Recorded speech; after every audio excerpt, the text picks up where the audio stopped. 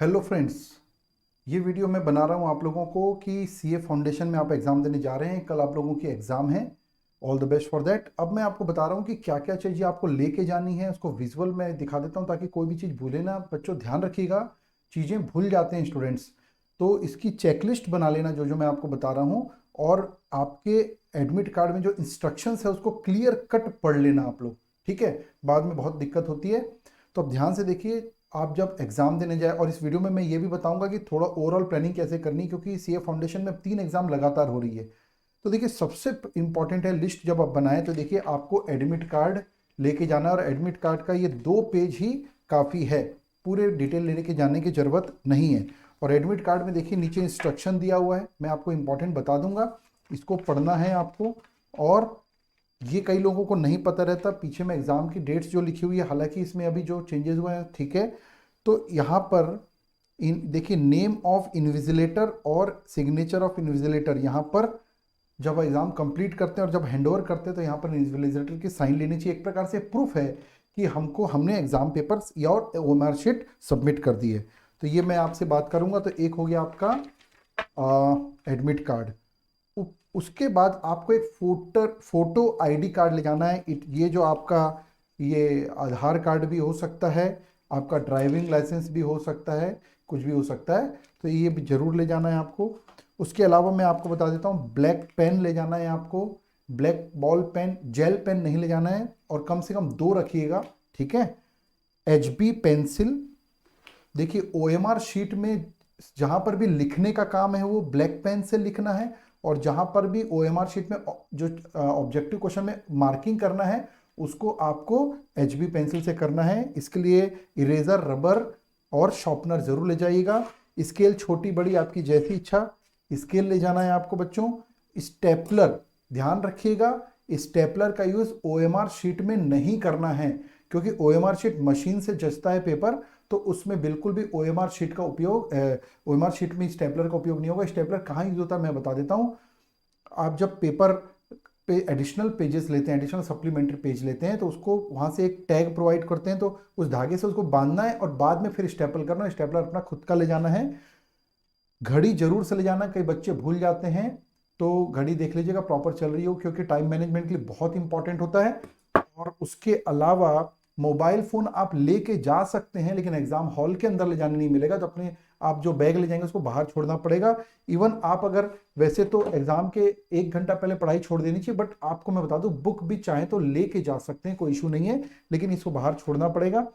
उसके बाद पानी की जो बॉटल है ना बच्चों, वो ट्रांसपेरेंट बॉटल होनी चाहिए। और मैं आपको सलाह दूंगा कि बॉटल बड़ी लेके जाइएगा, क्योंकि पानी हमको कोशिश करना है कि किसी से लेना ना पड़े, ना एग्जाम सेंटर से लेना पड़े due to the pandemic.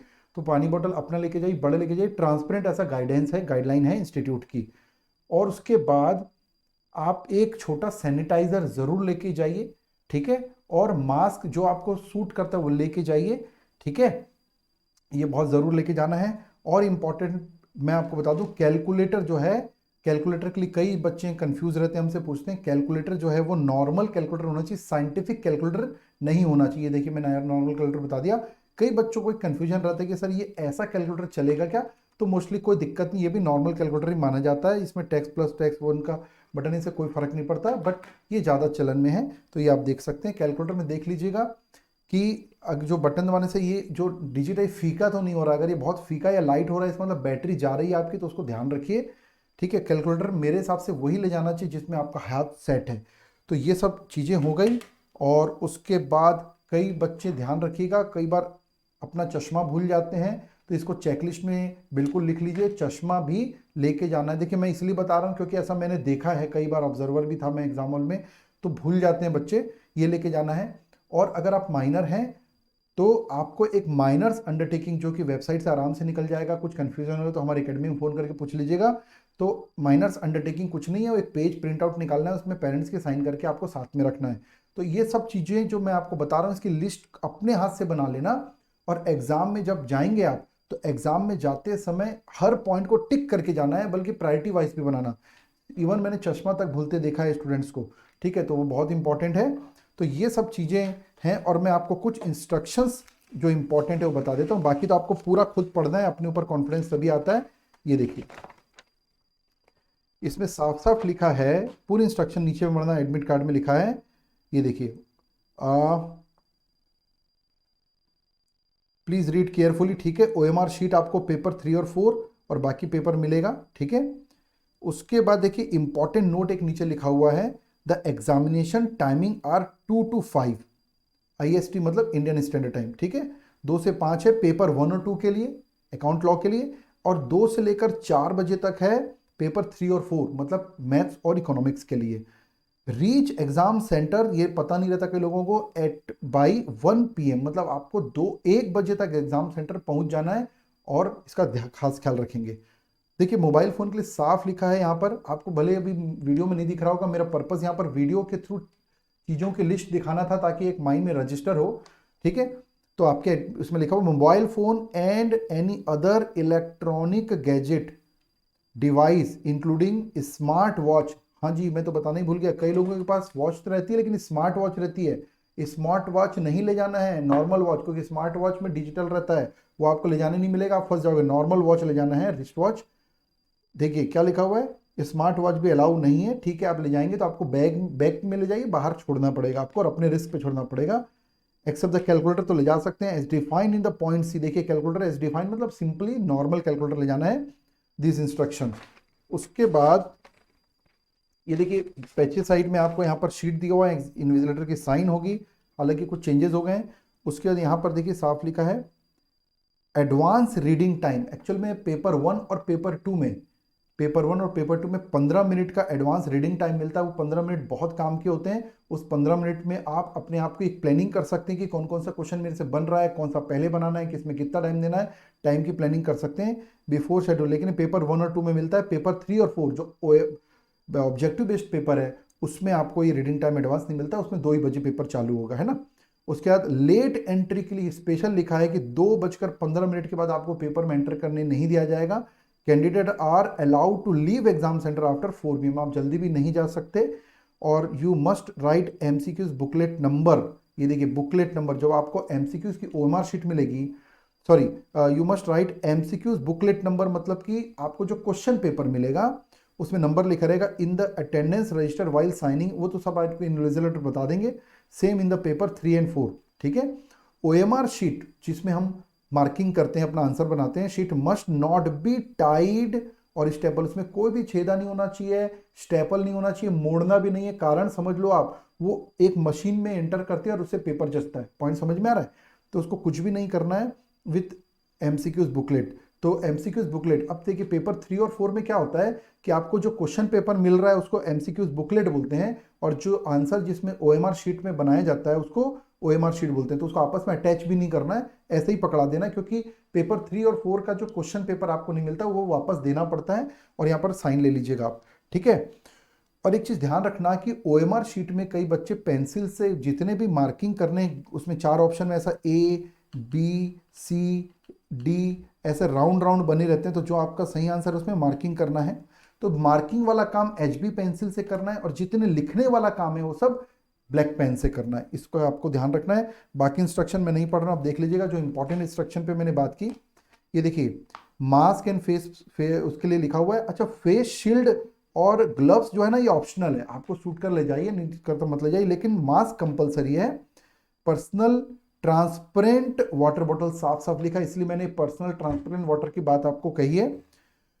Then personal small hand sanitiser, मैंने बताया आपको हैंड सैनिटाइजर आपको रखना है, ठीक है, बहुत इंपॉर्टेंट भी है, ठीक है, वैसे भी इंपॉर्टेंट है हमारे लिए। उसके देखिए साफ लिखा exam related item, document instruction, calculator, stationery item, admit card, photo ID card. मैंने आपको बताया फोटो ID कार्ड में आप आधार कार्ड रख सकते हैं, ड्राइविंग लाइसेंस, लेकिन जिसमें फोटो के साथ ID हो। In case of candidate is minor, तो देखिए माइनर्स अंडरटेकिंग आपको जरूर लेके जाना है, ठीक है। और बाकी तो सब नॉर्मल है। और एक चीज़ और मैं आपको बता दूं कि आपको डेली बेसिस पर इंस्टीट्यूट की वेबसाइट जो है वो चेक करनी, नोटिफिकेशन में कुछ चेंजेस तो नहीं हो गया है।